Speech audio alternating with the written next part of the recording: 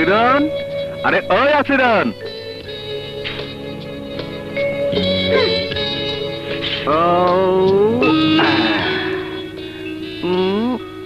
গোসা করছস? যাও, তোমার লগে কথা কমু। কেন, কি অপরাধ করছি? কাল রাতে আইলে না কেন? আমি কত রাত পর্যন্ত তোমার লেগে খাওয়ার লইয়া বসে আছিলাম, কত মানুষ খাইয়া গেল, তুমি আইলা না। রাগ করো না আসিরন, দূরে রাতে প্যাসেঞ্জার লয়ে গেছিলাম, ফিরতে অনেক রাত হয়েছে। ভাইজানের বিয়া তো হইল, এখন আমারে কবে লয়ে যাবে তোমাদের বাড়িতে? কয়টা দিন সবুর করো, হাতে কিছু টাকা পয়সা আইলেই আমি তোমারে ধুমধাম কইরা বাড়িতে লয়ে যাবো। অনেক বেলা হয়েছে, যাই।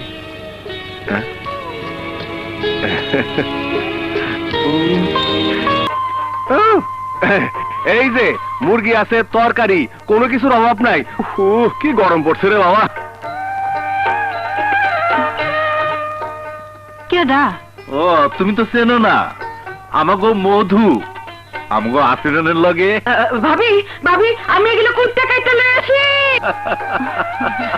দেখছো, বিয়ের কথা না শুই নাই শরমে পালাই। সব সময় খালি মরণের কথা কইব। আমার সামনে থেকে আজ রাইলো তোমারে নিয়ে যেতে পারবো না। বাজান, ওইসব কথা কইতে নাই।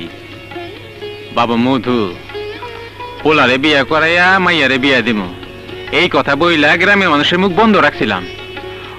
অহন তো মাইয়ার বিয়া না দিলে গ্রামে মুখ দেখান যায় না। চাচা, আপনি তো সবই জানেন, বাজানের ক্যান্সারের চিকিৎসা করতে এই বাড়ি আর ভিটাটা ছাড়া সবই ব্যস্ত হয়েছে। স্বাবলম্বী না হয়ে কি করে সংসারী হই। আপনি আমারে কয়েকটা দিন সময় দেন।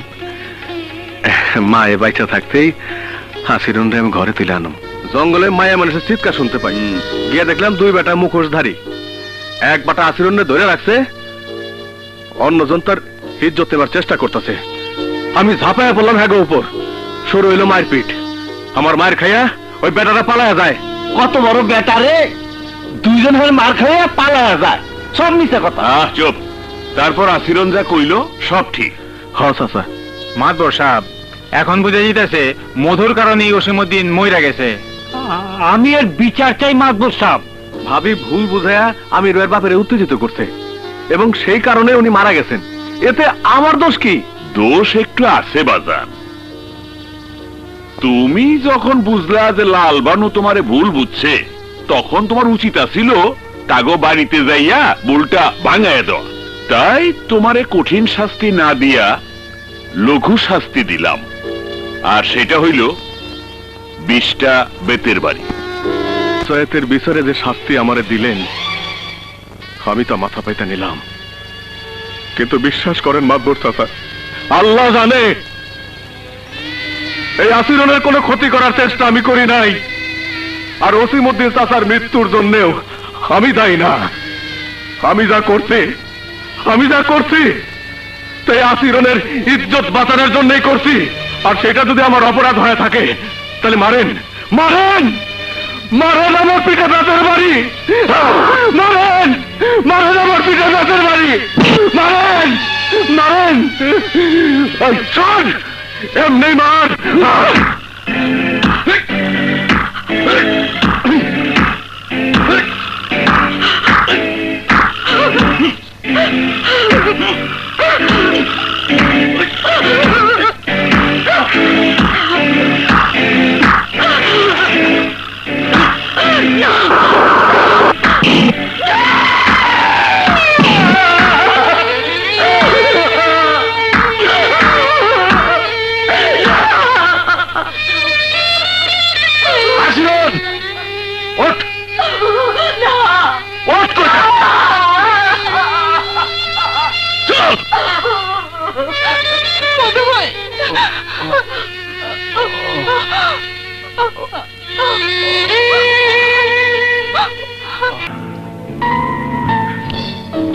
আসিরন, এই না মধু ভাই, তোমার আসিরন লয়েছি। আসিরন, অহন না, অহন না, আগে আমি এখান থেকে যাই, তারপর দুইজন মনের কথা খুলে কও। জলদি না মা খালি তোমার কথা কয়, তোমারে দেখতে চাই, বসো। মায় ভালো আছে তো? হ, অহন ভালো। মধু, ভাইজান ভাবির চক্রান্তে আমারে বন্দি করে রাখছে, কোথাও যাইতে দেয় না। তুমি বিয়ার প্রস্তাব পাঠাও। আর কটা দিন সবুর করো, আমি মাতবর চাচারে নিয়া তোমাকে বাড়িতে গিয়া বিয়ার প্রস্তাব দেব। জলদি করো, আমি আর ওই দরজাল ভাবির জ্বালা সইতে পারতেছি না, আমার কিছু ভালো লাগে না।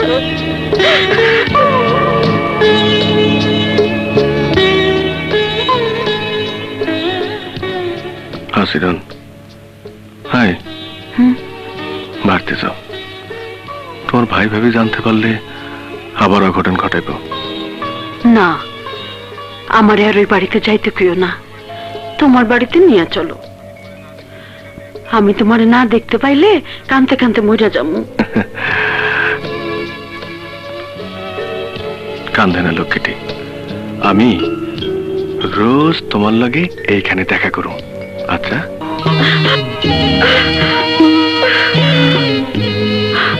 চলো আমরা গ্রাম ছাড়া পালিয়ে যাই অনেক দূরে, যেখানে গেলে আমাকে কেউ খোঁজ পাইবো না। তুমি কি পাগল হইলা? অসুস্থ মায়ের ফালায় কেমনে পালাই? আরে ডরাইও না, দিন রাত খাইটা তোমার ভাইয়ের দাবি আমি পূরণ করে দেব। দিন রাত রিক্সা চালাইলে তোমার শরীরটা নষ্ট হয়ে যাব, এই কাম তুমি কইরো না। কি করুম, এছাড়া তো টাকা পয়সা জোগাড় করার আর তো কোনো উপায় দেখি না। তোমার ভাইয়ের কাছে 1 মাস সময় লইছি। 1 মাস সময় লইছো? হ আসিরন, এই 1 মাসের মধ্যে টাকা পয়সা সব জোগাড় কইরা তোমার ভাইয়ের দাবি পূরণ কইরা তারপর তোমারে আমার বউ কইরা ঘরে তুলে লম। মার যা গহনা আছে তাতে 2 ভরি সোনা তো হইবই। 1 মাস সময় লইছি, দিন রাত কাম কইরা 1 মাসের মধ্যে টাকা তুলমি। তোর মা অসুস্থ, তার ওষুধপত্র আর সংসার খরচ চালাইয়া 5,000 টাকা জোগাড় করতে পারবি তো মধু? দেখি 10-12 দিন কাম কইরা যদি সুবিধা করতে না পারি তাহলে যশোর শহরে যাম। এত খাটনি খাটতাছস, শরীরের দিকে একটু নজর রাখিস। শরীরের চাইতে আমার কাছে আসিরন অনেক বড়, হরে সারা আমি বাঁচুম না দোস্ত, আমি বাঁচুম না। মায়ের কবর দাওনের আগে একবারও কি হতভাগীর কথা মনে পড়লো না? আমি বড় অসহায় আসিরন, আমি বড় একা, আমার আর কেউ রইল না। না, ছোটবেলায় মারে হারাইছি, তোমার মায়েরে মা বলে ডাকতাম। আমি এমনই পোড়া কপালি যে মায়ের মরার সময় তার মুখটাও দেখতে পারলাম না। আসিরন তুই এখানে, আর আমি সারা গ্রাম খুঁজে হয়রান। চল বাড়ি চল, তোর ভাবি চিন্তায় আছে। না, আমি যাব না, ওই বাড়িতে আর যাব না। বাজান আমারে মধুর হাতে তুলে দিছে, আমি মধুর বাড়িতে যাব। না মা, তা হয় না, গ্রামের লোক মন্দ কইব। মাতবর চাচা ঠিকই কইছে, তুমি আমির ভাইয়ের লগে বাড়ি যাও, আমি আমির ভাইয়ের দাবি পূরণ করেই তোমার আমি ঘরে তুলে লম। আমির, ওরে বাইতে লয়ে যাও। যাও।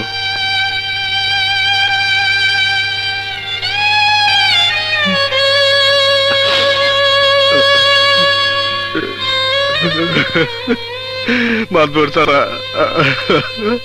আমি যে এতিম হয়ে গেলাম, মাতবর চাচা, আমি যে এতিম হয়ে গেলাম। কান্দিস না বাজান, কান্দিস না, বাপ মা কারোর চিরদিন বাইসা থাকে না। চল বাজান, বাড়ি চল।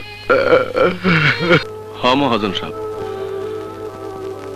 কয়দিন অসুখে পড়ে না থাকলে একদিন 5,000 টাকার উপরে জমতো। মধু ভাই, আরে খালেক, তুই কেন আইছস? খবর আছে।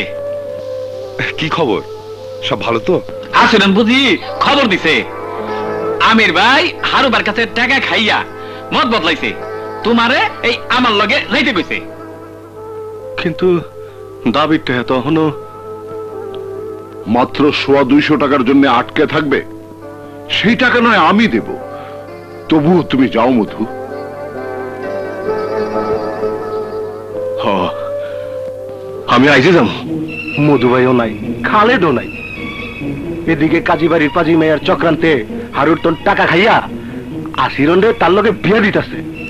এইদিকে মাতবর সাহেবও গায়েব। না, মিথ্যা কথা। মাতবর সাহেবের পাশের গ্রামের গুপ্ত ঘরে বাইন্দা রাখছে। তবে শালা এই কথা গোপন রাখছস কেন? নাহরুর কাছ থেকে টাকা খাইছস? ওই কাওলা, বেশি বাজে কথা কইবি না। থাম তোরা, থাম। নিজের মতো ঝগড়া করিস না। টাঙ্গর, তুই এ কথা জানলি কেমনে? আমি নিজে চোখে দেখাইছি তারে বাইন্দা লয়ে যাইতে। তুই তো আমারও কইতে পারতি। ভাবছিলাম মধুভাই আইলে সবাই গিয়া মাতবর সাহেবরে উদ্ধার করে নিলাম। যাক, নিজের মধ্যে কথা বাড়া লাভ নাই। শিগগির চল, আগে মাতবর চাচারে উদ্ধার করতে হইব। আয় মহাজন, আসিরুন্ডা তো পাইলাম না। আমি বরঞ্চ গ্রামে ফিরে যাই। না না, তুই গ্রামে গেলে আসিরানকে আর কোনোদিন খুঁজে পাবি না। তুই এখানে থেকে ভালো করে খোঁজ, নিশ্চয়ই পাবি। হ্যাঁ, ঠিক আছে। না না, তা হয় না। সবাই তোমার জন্য অপেক্ষা করছে। মধু, তুমি আরেকদিন যেও, কেমন? রাজেশ, তুমি ওষুধ খেয়ে তাড়াতাড়ি ক্লাবে যাও। যাও, হ্যাঁ যাও।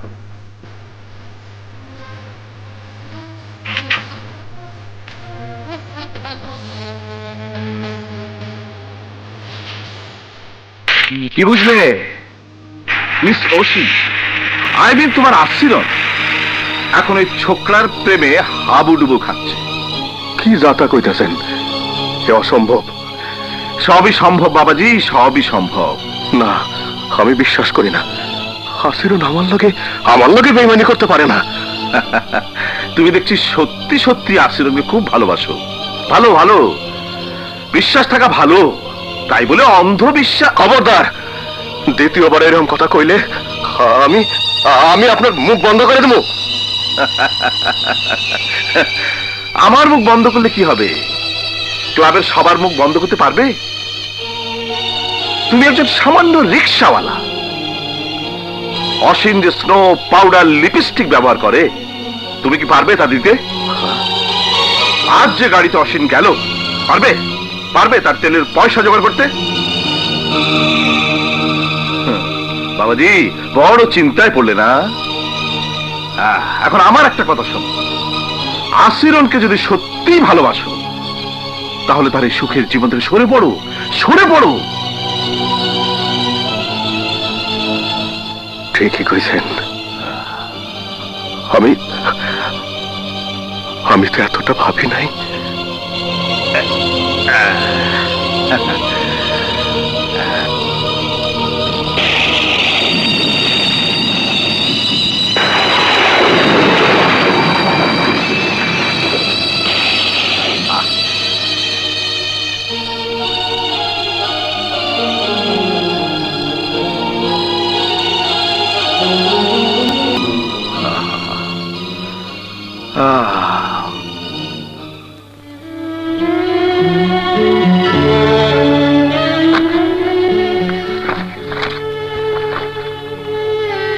কোথায় যাচ্ছ মধু? আমি গ্রামে ফিরে যেতেছি আপা। শহর দেখানোর স্বাদ আমার মিটা গেছে। নিশ্চয়ই শয়তানটা মধু বাইরে ভুল বোঝাইছে। ওই শয়তানের চেলা তুমি, সাধু হইলে কবে? আগে এই চিঠিটা পড়েন, তারপর সব কইতাছি।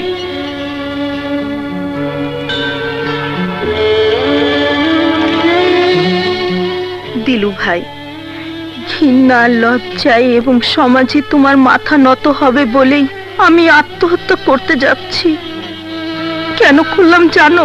আমি মা হতে চলেছি, আর এই অবৈধ সন্তানের বাপ তোমার ডিস্কো ক্লাবের মালিক জামান। আমি সেদিন ওই শয়তানটারে পুলিশে দিতে পারতাম, কিন্তু ইচ্ছা করে দেই নাই।